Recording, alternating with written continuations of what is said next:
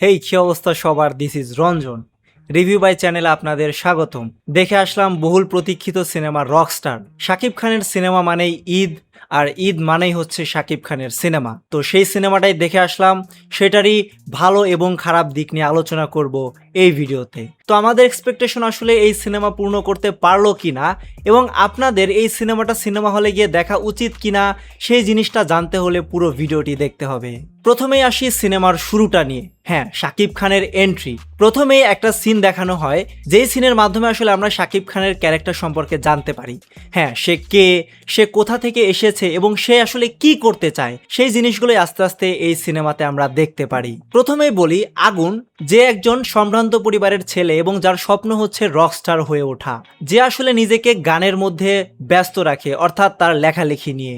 সে কখনো স্টেজে গান গাইতে যায় না। তো তার সাথে আসলে কি ঘটনা ঘটে যে আসলে সে এমন একজন রকস্টার হয়ে ওঠে, আর তার সাথে সাবিলা নূরের কিভাবে আসলে পরিচয় হয়, সেই জিনিসগুলো জানতে হলে আপনাকে দেখে নিতে হবে এই রকস্টার সিনেমাটা।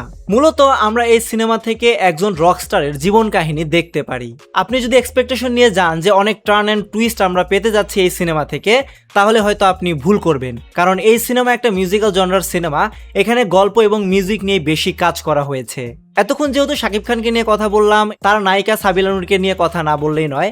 তার যে এন্ট্রিটা দেখানো হয়েছে খুবই চমৎকার লেগেছে আমার কাছে। কারণ এভাবে আসলে এন্ট্রি আমি সচরাচর তেমন একটা বাংলা সিনেমাতে দেখতে পাই না, যেটা আসলে রকস্টার সিনেমায় করে দেখিয়েছে আজমান রুশো। আর এক কথা যদি বলি, এই সিনেমায় সাবিলা নূরকে অসম্ভব সুন্দরী লাগছিল। যেহেতু এটা একটা মিউজিক্যাল জনরার সিনেমা, এই সিনেমাতে অনেক বেশি টিউন থাকবে, অনেক বেশি মিউজিক থাকবে, এটা কিন্তু নর্মাল। তো আমরা আসলে তেমন একটা এক্সপেকটেশন নিয়ে সিনেমা হলে যাইনি। ওই অনুযায়ী আমাদের কাছে ফার বেটার লেগেছে এই সিনেমাটা মিউজিকের দিক দিয়ে। মিউজিকের কাজটা এত ভালোভাবে করেছে। আমি যতটুকু জানি এই সিনেমার কাজ করেছে জাহিদ নীরব, যে আসলে এর আগে বনলতা এক্সপ্রেস সিনেমায়ও কাজ করেছিল। তো মিউজিক নিয়ে আসলে আমাদের কোনো অভিযোগ নেই। টিউনগুলো এত ভালোভাবে ইউজ করা হয়েছে বিভিন্ন জায়গায়, যেগুলো আসলে আমাদের মন ছুঁয়ে গেছে। একটা মজার কথা আপনাদেরকে বলি, এই সিনেমায় প্রায় 8 থেকে 10টা গান রয়েছে। একটা গানও ভালো মতো তারা রিলিজ করলো না। শুধুমাত্র প্রথম গানটাই রিলিজ করেছিল, যেই গানটার নাম হচ্ছে পিরিতি। তারপর অনেক জল্পনা গল্পনা গেল, যার জন্য অনেকগুলো গান রিলিজ করা হয়নি। তবে একটা রোমান্টিক ট্র্যাক রয়েছে এই সিনেমাতে, যেই গানটা আসলে যদি আগে ইউটিউবে রিলিজ করা হতো, তাহলে হয়তো আরও বেশি দর্শক টানতে পারতো এই সিনেমাটা।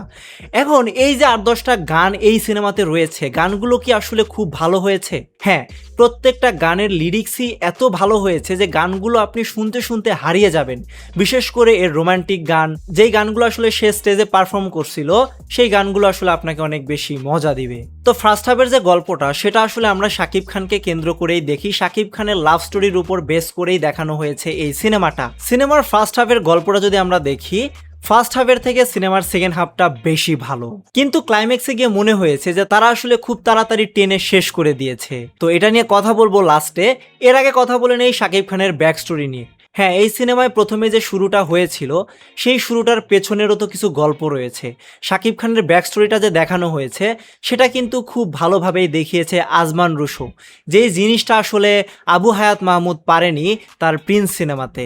শাকিব খানের সাথে তার বাবা মায়ের সম্পর্ক এবং তার বন্ধুদের সাথে যে সম্পর্ক, সেই জিনিসটাতেও কিন্তু খুব ভালোভাবেই সময় দেওয়া হয়েছে, যেটা আমাদের কাছে পার্সোনালি খুবই ভালো লেগেছে। একটা বিষয় কি, এখনকার সিনেমাগুলোতে তেমন একটা সাইড ক্যারেক্টারগুলোকে সময় দেওয়া হয় না, তবে এই সিনেমাতে কিন্তু দেওয়া হয়েছে।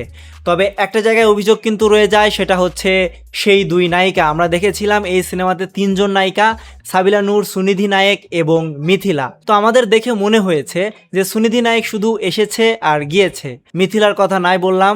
তাকে মনে হয় ভালোভাবে নিয়েও ভালোভাবে কাজ করাতে পারলো না এই রকস্টার টিম, কারণ তাকেও হয়তো ঠিক 2 থেকে 3 মিনিটই স্ক্রিন প্রেজেন্স দেওয়া হয়েছে। এখন এন্ডিংটা নিয়ে আসলে মেইন কথা বলি, যে এন্ডিংটা কেন আমাদের কাছে খারাপ লেগেছে। আপনারা যদি সিনেমাটা দেখে থাকেন, তাহলে হয়তো বুঝতে পারবেন যে লাস্ট মুহূর্তে গিয়ে সিনেমাটা কিভাবে তাড়াতাড়ি শেষ করে দেওয়া হয়েছে। একটা গানের মাধ্যমে কিভাবে গল্পটাকে খুব তাড়াতাড়ি দেখানো হয়েছে।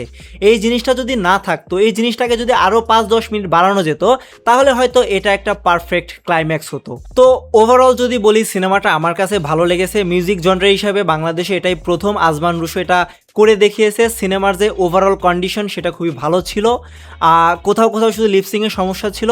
তো আমাকে যদি বলেন মিউজিক জনরা হিসাবে, আপনি সিনেমাটা অবশ্যই হলে গিয়ে দেখতে পারেন, কারণ আমাদের বাংলাদেশে আসলে এরকম মিউজিক জনরার সিনেমা তেমন তৈরি হয় না। এই ফার্স্টে হয়তো মিউজিক জনরার সিনেমাতে শাকিব খানকে দেখা গেল, আর সে এই সিনেমাতে ভালো পারফরমেন্স করেছে।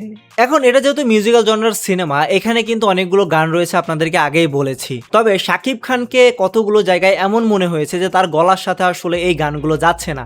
বিশেষ করে সে যখন নর্মালি কথা বলে, সে যখন নর্মালি চলাফেরা করে, মানুষদের সাথে মেশে, তখন যে ভয়েসটা, গানের সাথে কিন্তু সেই ভয়েসটা তেমনভাবে যায় না। তো তাদের আসলে এই বিষয়টা খেয়াল রাখা উচিত ছিল। এটা হয়তো তাদের মাথায় আসেনি যে মানুষদের এই জিনিসটা চোখে পড়তে পারে। তবে আবারও বলতেছি, গানগুলোর লিরিক্স এবং গানের যে সুর, এক কথায় অসাধারণ। আমাদের কাছে প্রত্যেকটা গানই ভালো লেগেছে। ফার্স্ট হাফের যে গানগুলো গাওয়া হয়েছে এবং সেকেন্ড হাফে যে গানগুলো দেখানো হয়েছে, ইমোশনাল ট্র্যাক থেকে শুরু করে রোমান্টিক ট্র্যাক, তারপরে হচ্ছে যে ব্যান্ড টাইপ গানগুলো গাওয়া হয়েছে, গানগুলো এক কথায় অসাধারণ। আপনাদেরকে একটা বিশেষ সিনের কথা বলি। শাকিব খানকে একটা সিনে পাগলাটে চরিত্রে দেখা যায়, যেখানে সে কুকুরকে দিয়ে মানুষকে ধাওয়া করে।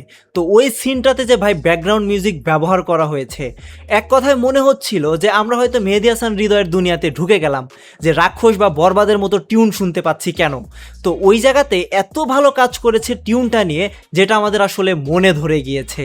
আর আমরা টিজার বা ট্রেলারে যেই সব ভিএফএক্স এর সিন দেখেছিলাম, দুই একটা জায়গায় শুধু মনে হয়েছে যে সমস্যা, তবে এগুলো তেমন একটা চোখে পড়ে না। সেই জিনিসগুলো খুব ভালোভাবে ওভারকাম করেছে এই রকস্টার টিম। ওভারঅল সিনেমাটা অনেক ভালো। তবে শাকিব খান এবং সাবিলা নূরের কেমিস্ট্রির ওপর যদি আরো বেশি জোর দেওয়া হতো, বা তাদের যদি গল্পটার উপর আরো বেশি সময় দিত, তাহলে হয়তো আরো বেটার লাগতো এই সিনেমাটা। তো মিউজিক জনরা হিসাবে এই সিনেমাটা আমাদের কাছে ভালোই লেগেছে। আপনি মিউজিক জনরা যদি পছন্দ করে থাকেন, তাহলে আপনি সিনেমাটা দেখে নিতে পারেন। তবে আপনার যদি মিউজিক জনরা পছন্দ না হয়, তাহলে হয়তো আপনি এই সিনেমাটা দেখে হতাশ হতেও পারেন। তো আপনারা আসলে সিনেমাটা দেখবেন কিনা, আর দেখে থাকলে আপনাদের কেমন লেগেছে সেটা আমাদেরকে কমেন্টে জানাতে পারেন। রিভিউ বাইয়ের সম্পূর্ণ ভিডিওটি দেখার জন্য ধন্যবাদ।